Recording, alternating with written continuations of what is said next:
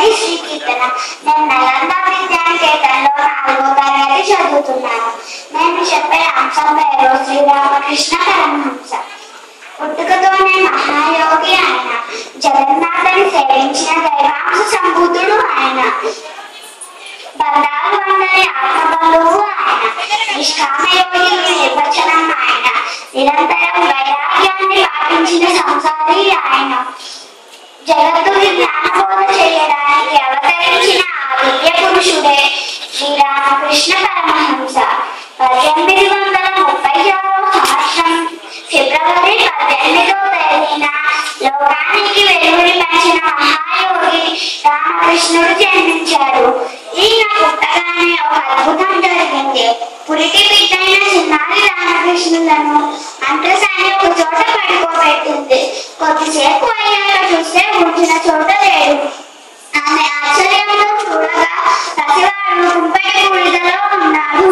ఆ బిడ్డ ఒంటికి అంటిన బూడిద ప్రపంచంలోని వైరాగ్యాలను చాటుతున్నాయి. ఇతడు పుట్టగానే జ్యోతిష్కుడు అనంతకీర్తి సంపదలను తన సొంతం చేసుకుంటాడు అని నిర్ధారించారు. ఇతడికి గదాధర్ అని పేరు పెట్టారు. కానీ ముద్దుగా గదాయ్ అని పిలిచేవారు.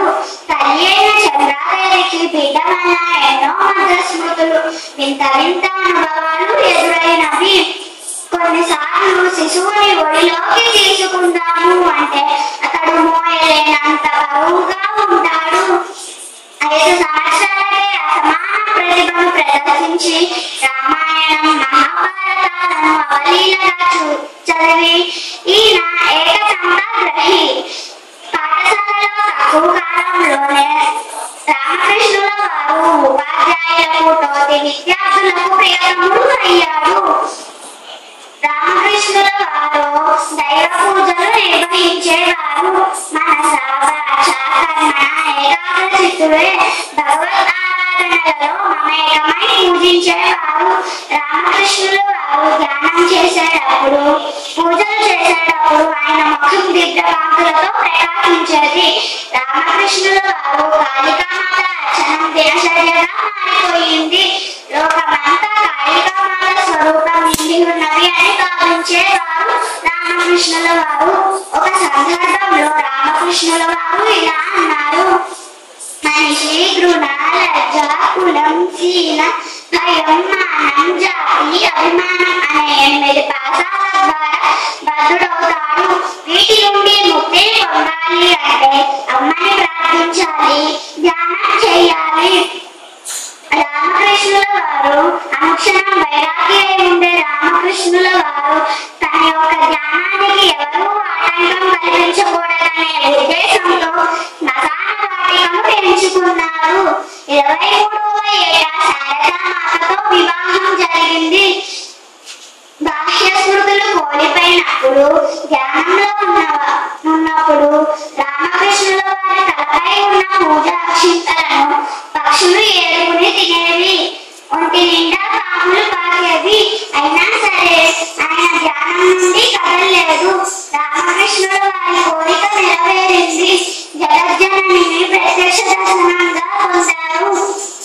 1896 సంవత్సరం ఆగస్టు 16వ తేదీన ఈ లోకాన్ని ఆయన వదిలేశారు. రామకృష్ణుల వారు భారతీయ ఆధ్యాత్మిక లోకం మీద చెరగని ముద్ర వేశారు. అందరికీ నా ధన్యవాదాలు.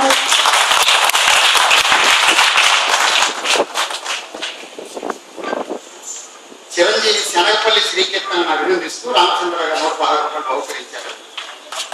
హలో హలో హలో హలో నర్తకి స్వామికి నాట్యాధ్వానంతో నిమ్మగడ్డ పాపారావు గారు 100 రూపాయలు బహుకరించారు. వెంటనే సభా కార్యక్రమం ఉంటుంది. ఈనాటి సభలో చిన్నారి శనగపల్లి శ్రీకృష్ణులకు తెలుగు బుక్ రికార్డు అవార్డు కూడా ఇవ్వడం జరుగుతుంది. వెంటనే సభా కార్యక్రమం ప్రారంభమవుతుంది. డాక్టర్ చెత్తపట్ల వెంకటాచార్య గారు వేదికను అందజేస్తారు. చింతపల్లి వెంకటాచార్య గారిని వేదిక పైకి ఆహ్వానిస్తున్నాం. వెంకటాచార్య గారు